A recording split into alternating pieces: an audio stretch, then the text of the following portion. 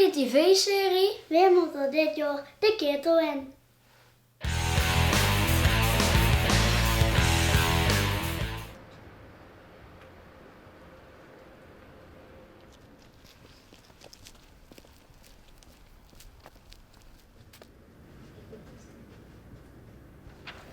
Hier zit de burgemeester.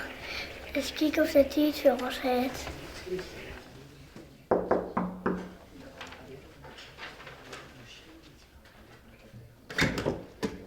Hey, dag kinderen van Stijl. Kom binnen, jullie gaan mee interviewen. Kent u het ketelgerecht in Stijl? Ja, ik ben 1 keer aanwezig geweest bij het ketelgericht en ik vond het heel erg spannend. Het was donker, het was buiten en er was een hele grote ketel en er werd iemand ingestopt. En ik was bang dat ik er zelf in zou komen. Maar gelukkig was dat niet zo, maar ik ken het heel goed. Ik ben er een keer bij geweest. Wat vindt u ervan dat mensen zich 1 keer in de 4 jaar op ludieke wijze moeten verantwoorden?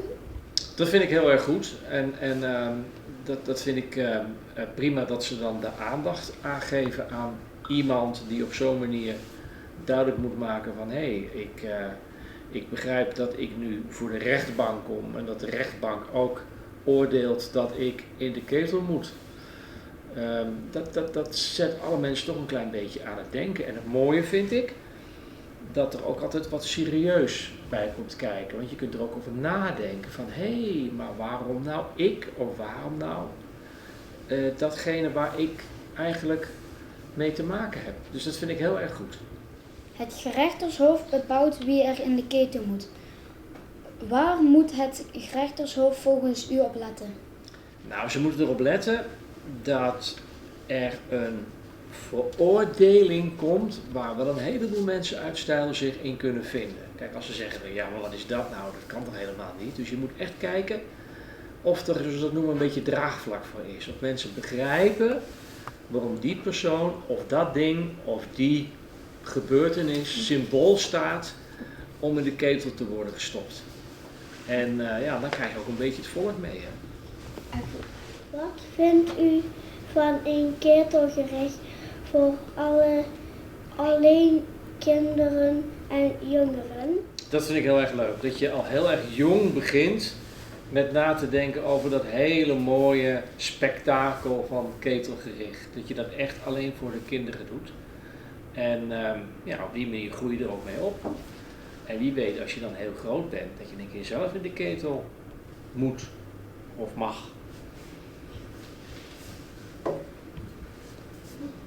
Wie vindt u een goede kandidaat om nu te nomineren? Wat ik nu heel erg goed zou vinden, in deze tijd, we weten allemaal dat we in een hele moeilijke tijd zitten omdat we helemaal niks meer kunnen. Het carnaval gaat niet meer door. Ik zou het coronavirus wel in de ketel willen stoppen. En misschien ook wel de mensen die zich er niet aan houden aan het coronavirus. Die zeggen, nou, het is toch onzin. En misschien ook wel de complotdenkers. De mensen die denken, ja, maar dat klopt allemaal niet. En het is allemaal expres gedaan. Of het deugt niet. Of de mensen die het bestuur niet willen geloven. Dat zou ik heel erg goed vinden om die flink onder te dompelen in de ketel. En ook een tijdje erin te laten zitten. Stel dat u zelf wordt genoemd aangeklaagd, wordt u dan boos? Nee, dan word ik niet boos. Ik zal zo verbaasd zijn dat ik er zelf in kom dat ik geen kans heb om boos te worden. Maar het is natuurlijk eigenlijk iets waarbij het niet helemaal echt waar is wat er gebeurt. En dan hebben de mensen heel goed bedacht waarom ik erin zou moeten. En als ik er dan in moet, ja, dan moet ik daaraan meedoen. Dan word ik echt niet boos. Dankjewel. Graag gedaan.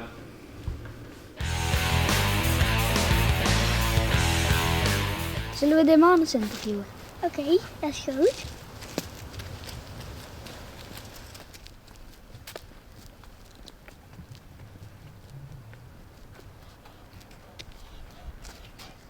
Waar kennen we echt van? Ik denk van de ketel is. Ik ben voorzitter van de ketel. Wie vindt dat in de ketel moet? Wie de ketel in moet?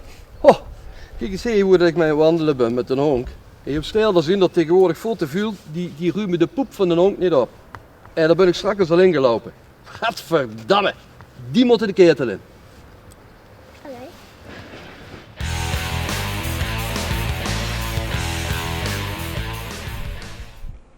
Hey, goed Wim. Zullen we nou ook eens vragen, hè? Ja, oké. Is Wim thuis? Ja, Wim is thuis. Kom maar binnen. Wat is er met Wim gebeurd? Wim die wil een paar jaar jonger de hoed zijn en daarom ben ik aan het behandelen. Zal ik hem eens even laten zitten? Ja. Dan kunt je wel het woord aan hem stellen.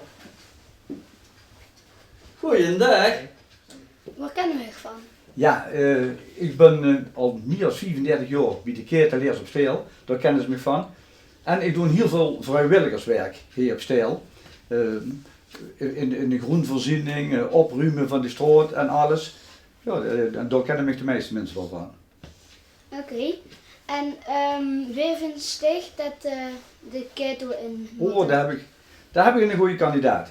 De gemeente Venlo, het bestuur van de gemeente Venlo. Want we doen met heel veel vrijwilligerswerken van Aarsen tot en met Bergveld. Dat zijn honderden mensen die gratis, oftewel wat ik net al zei, plantsoenen, onderhaaien, pleintjes poten, rommel opruimen op de straat, eten koken voor mensen en allemaal zo gaat. En de gemeente heeft dus altijd geld ervoor gegeven, dat weet dat deed voor die mensen. En nu willen ze vanaf vorig jaar, als ze niks meer geven, willen ze van 500.000 teruggaan naar gar niks. En dat kan niet, want dan moeten zelf die mensen dat zelf moeten gaan betalen. En dat doen we niet. Daarom moet de gemeente, vinden wij, dan moeten die maar de ketelen. Succes met Wim een jongen maken. Nou, als dat maar lukt, hè? Wat denkt ze? Oei. Nee. Net denkt ze van niet? Nou, ik ga mijn best doen. Hè? Ja.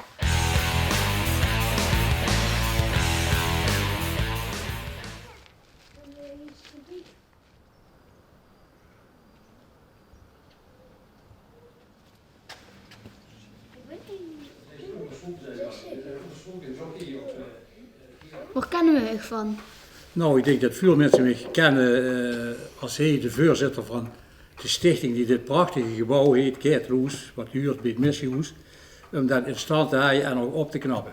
Kost veel moeite, kost ontzettend veel geld, maar met een hele hoop vrijwilligers kunnen we dat wel houden. En verder kennen ze mij misschien ook nog wel als lid van de zangvereniging Vriendenkring van Steel. Oké. En wie vindt sticht dat in de ketel moet? Nou, daar heb ik hier lang over zitten te praktiseren.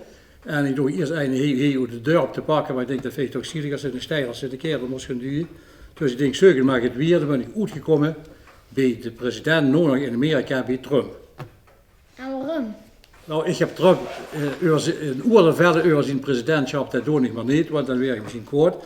Maar ik heb er eigenlijk uitgekozen vanwege het feit dat hij het gewoon vertik om toe te geven dat hij verloren heeft. Het is nog eigen wiezer, als wat de steile jongens altijd zeggen, dat die allemaal weer zijn eigen wies zien. Maar die kennen het ook. Goed. Tot ziens, bedankt. Hoi. Doei. Hoi.